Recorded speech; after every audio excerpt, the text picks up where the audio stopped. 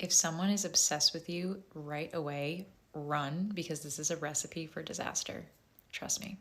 We all probably know by now that this is called love bombing, right? And it's not love, it's literally bait.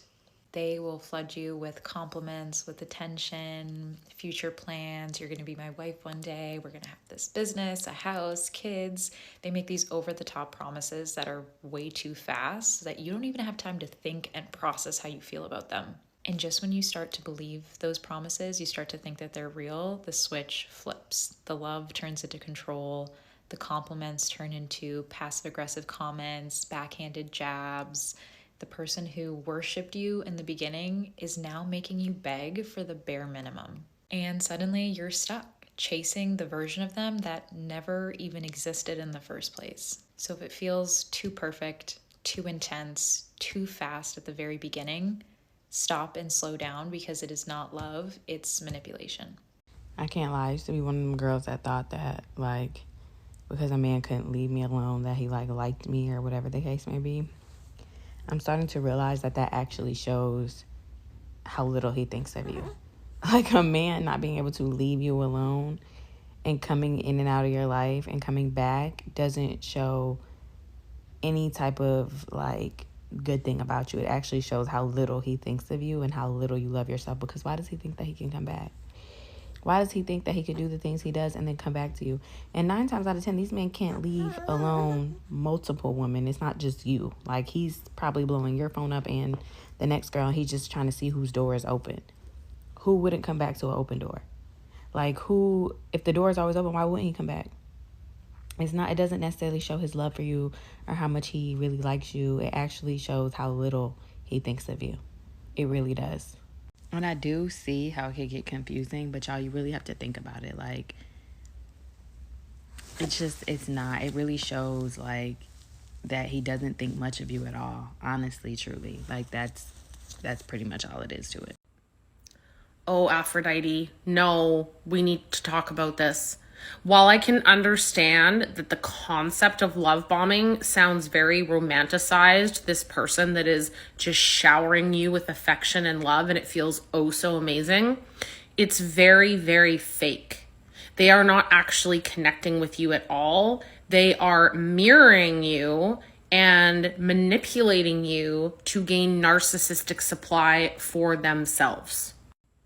And as the cycle of abuse goes on, when you are in the devalue stage where they essentially make you feel like everything you're doing is wrong, you are the problem, oh my God, I must deserve this abuse, you are desperately looking to go back to this magical moment, to the point that you end up starting to take scraps from them. Over time, this wears you down, it lowers your self-esteem, you start to lose your identity, you start to lose yourself. And then when they have broken you down into the abyss is usually when they try to go find new narcissistic supply and end up discarding you. And if you're very lucky like me and you figure out what's going on and you leave, they still continue this cycle. They still try to suck you back in with the love bombing. They still try to manipulate you. They still try to make you think that you're the problem.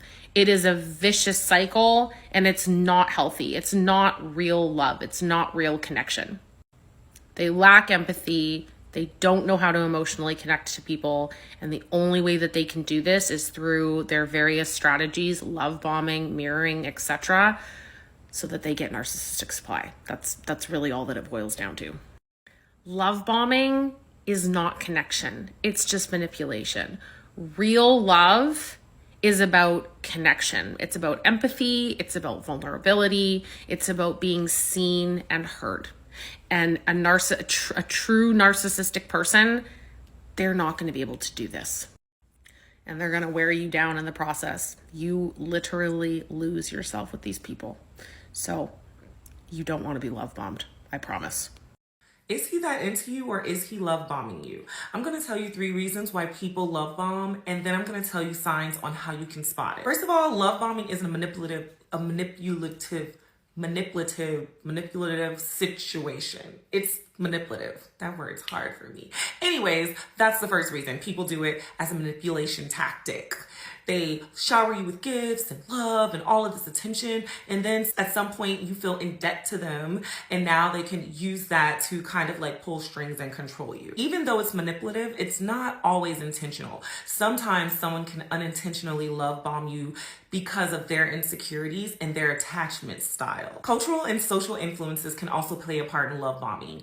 Think about what you see on social media and just in life in general, where people are making these grand gestures, like 2,000 dozens of roses, prom proposals, like cars, just lavish vacations, all of the things. It kind of starts to make us feel like this is the only way somebody can show love to us. But you have to think about the time in which you've known the person before they start giving you these lavish gifts. Okay, so here's how to spot it. First of all, if it feels intense, it's intense. It's love bombing. Run. The flattery, the compliments, the gifts, the things, like just wanting to be around you and you're just like, God damn, I just met you. Right. If you are feeling pressured to always hang out with this person, if you feel like it's almost like isolation, like they just want to spend all their time with you, they get jealous when you were saying you're going out with your girls, they want to come, they want to know why you can't come hang out with them instead. Basically feeling like you're being isolated from everyone else but this person, that is love bombing. You should run. Obviously, extravagant gifts too soon, it should kind of send an alarm off, but accept it if you want to. But then you are sending the message that you are open to being love bombed, which we are not, because we are healed and healthy girls and we can afford to buy our own gifts. Okay, the last thing may be really tricky for some people because the girlies want to be in relationships, but if somebody is trying to force you into commitment really quickly, that's a red flag. Like, why are you trying to tie me down so quick? You know what I'm saying? Like, what's the tea? Calm down. Pump your brakes. You also pump your brakes. If you feel like, okay, I'm ready to be in a relationship, I'm ready to settle down, and then you meet somebody who is a love bomber, then you are at high risk of being love bombed. Okay? Good luck. Let's talk about love bombing. Let's talk about what it is. Love bombing is a controlling and manipulative tactic most often used by narcissists and abusive people. But what do, Taylor?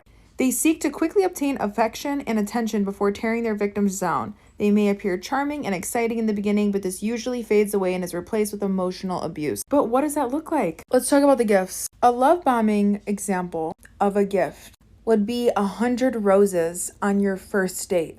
First month of you guys talking even. An affectionate gift that is not love bombing would be just a regular bouquet of flowers. Love bombing gifts are normally very excessive and expensive, often very much generalized, meaning it has no attachment to you. A love bombing gift, for example, would be a designer bag. You never mentioned you like designer, you never said you wanted the bag. It's just expensive, flashy, and excessive. The opposite end of that would be if you mentioned your favorite candy was Snickers and they bought you Snickers. The first one is buying you something expensive and excessive because they think you would like it because it's expensive and excessive. The second one is I remembered something you like, you said it, and want to buy it for you because I enjoy doing something nice for you. Let's talk about key phrases love bombers like to use.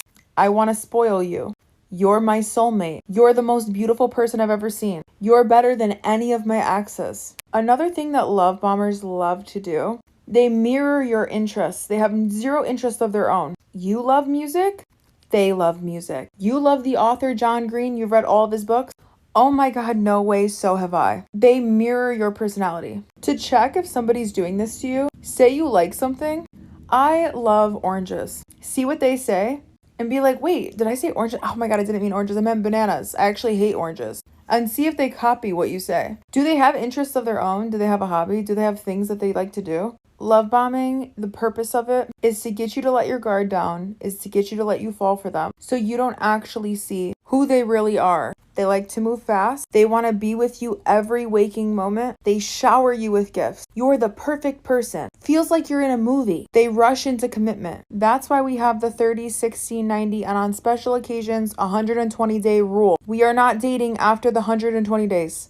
My therapist said, you don't actually know somebody until after 4 months. You don't actually know somebody until you've seen them angry, until you've seen them upset, until you've seen them frustrated, until you see them sleepy, hangry, all of the above. Love bombing can be very confusing, but just be aware of certain things like this. Because if it happened to me, it could happen to you. gaslighters love bombing. So here are 5 ways to tell that you are being love bombed that don't rely on how quickly they say I love you. Number 1 is how much do they know about you? If they don't know about your dietary preferences or how you handle stress or, I don't know, your hopes and dreams for the future, they've got no business saying that they love you. Number 2 is your intuition. If you just can't shake the feeling that something is off or that it's too good to be true, you might be picking up on subtle tells that they are not being genuine with what they are saying to you. And it might be subconscious, but your subconscious is screaming at you through your intuition. Number 3 is the public trajectory is not going to add up. In the beginning, they're going to rush to official. They're going to want to shout it from the rooftops how happy you guys are together. They're going to introduce you to anyone and everyone. They are busy selling everybody on the fairy tale. But then over the course of time, you're going to realize it's not quite adding up. They don't post about you on social media, and more than a year and you're reading a 4-page interview where they talk about their cats and their work history dating back 20 years, but there isn't a single sign that you exist. Not even a we or an our. No passing reference to your existence whatsoever. And they can't walk it back now and say, well, I just want to be private about our relationship, because that is not the expectation that they set in the beginning. They are doing this to minimize the paper trail so that when they're ready to discard you, cleanup is easier. Number 4 is timeline inconsistencies. They'll rush in the beginning to promise you the world, the whole future. You're going to go to Paris, you're going to move in together, you're going to have kids, whatever it might be. But when that timeline approaches and you point it out, they might have excuses or even get mad at you for pointing out the inconsistencies when you're like, you said we would be living together by now and you've still got your place and I've got mine and I'm confused. They might get mad at you for holding them accountable to the timeline that they are the ones who set. Number 5 is the most obvious. If an ex warns you, if an ex says this person is abusive, is a manipulator, is a narcissist, is a player, whatever it might be, you're going to want to take that seriously. Think about it this way. If your partner was really as perfect as they pretend to be in the beginning, if they really were Prince or Princess Charming, they wouldn't be single. Their ex wouldn't have let them go in the first place. And so if you are being warned, you need to take it seriously. So if a man love bombs you like this, run. So I've discovered a new disease on the dating apps. Okay, I've talked to 3 women in the last 3 days. They're all different ages, living in different parts of the world, experiencing the exact same thing. Let me tell you what's going on. So they're going out with guys that are on day 1 or day 2, telling them that they're the one. One of them was a 31-year-old in Arizona, a 47-year-old woman in Vancouver, and a 38-year-old woman in the UK. So this is obviously something that's a big fucking problem happening all over the world. So let me tell you what's really going on. It's one of 3 things. Either the guy is really emotionally unstable and looking for you to fix him or save his life, or he's using it as a manipulation tactic to get you into bed, or he's testing you to see how quickly you'll let down your boundaries. A quality man knows his worth and knows that it will take time to form a real connection. And after coaching thousands of women, I can tell you honestly that any man that wants to move at this pace or is trying to move at this pace those are the guys that disappear the fastest, right? They're coming on really strong and then they leave just as fast. So here's a strategy for you. Anytime a guy comes on way too strong, way too fast, look him right in the eye and say, that's a big statement for somebody who barely knows me. And see what he says. What he comes back with will tell you a lot about who he is and what he wants from you. So if my advice has helped you and you thought about working with me, now is absolutely the best time. Starting today, I have a 50% off all of my coaching programs, my one-on-one stuff, the TikTok session for Black Friday. So hit the link in my bio, check them out. Everything's half price, all right? Hope this. Here are 3 signs you're being love bombed by a narcissist. Number 1, they're always checking in on you. This might seem sweet at first, but this is really just to keep tabs on you. Number 2, wanting to be involved in absolutely everything that's going on in your life. Again, this might seem very sweet at first, and it might seem like they're genuinely very interested in your life, but this is to exert control over you and what you're doing. And sign number 3 is expressing concern about the people you care about. And this is the very beginning of them starting to isolate you from your support system. Tell me in the comments what early signs of love bombing you've noticed to potentially help someone else not get stuck into the trap. Here are the 3 stages of love bombing and how you can avoid being love bombed. So what is love bombing? Love bombing is a manipulation tactic that is used, whether it's a narcissist or anybody else, where they give you an inorganic amount of attention, admiration, and affection to win you over. By doing this, they become the center of your universe. So the first step is called idealization. So the love bomber is going to do everything they possibly can to become the center of your universe, showering you with gifts. You're the most amazing person I've ever met. Let's go on a trip. I want to be with you. I want to be in a relationship with you after one date. The pinch doesn't match the ouch. The amount of attention, admiration, and affection they're giving you doesn't match the amount of time that they've known you.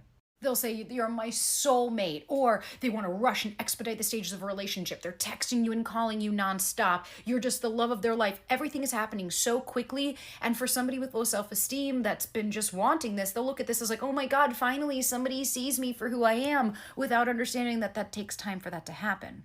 And love bombers can seem so genuine that oftentimes it's hard to see the manipulation. Then the second step is devaluation. Once the love bomber has you, once they know that that your boundaries are down and that you trust them and that you love them, this is when the manipulation starts. And this is also when you start to see their true colors. This could be passive aggressive. This could be criticism. They're putting you down. They start to make snide comments. The behavior starts to change. All of a sudden, they're not as charming and incredible as they were to begin with. Now they're nitpicking. And it's so confusing because it's such a jarring difference from the person that they were, that the recipient of it is wildly confused and doesn't understand what's going on and is constantly questioning themselves. Essentially, they want to control the other person, and that's exactly why they're doing this, is so that they can end up saying whatever the fuck they want, and that's where the abuse can start to begin, because you trust and love this person because you think that they trust and that you can, but at the end of the day, you barely really know this person. And the last, third step could be discard. Whether it's somebody that maybe starts to set boundaries with this person or calls them out and they start to realize it, or if the person that was love bombing realizes they have no use for this person anymore and they want to move on to somebody else, they'll drop them like a bad habit, because again, they were never after you. They were after the feeling that they got, the chase, this high. They were after what it made them feel, not how they felt with you or about you. And ways to avoid being love bombed? Set boundaries. It's super fucking important to set boundaries. Trust your gut. If somebody is saying something to you, after one date, they want you to meet their family, or they want you to become their girlfriend, or they want exclusivity, something feels off, say it. Hey, this feels a little rushed to me. I barely know you. I'd like to go a little slower and get to know each other authentically. By going slow, taking your time, setting boundaries, and trusting your gut, you'll at the very least be able to see if they're full of shit. If someone's going to show up consistently over time, great, then you can start to trust them a little bit more. But like my mama has always said, when they come in hot and they give you a toothache because they're being too sweet, that is something to look out for. I seen a post that said, enjoy the way a man acts in the beginning because you'll never meet that same man again.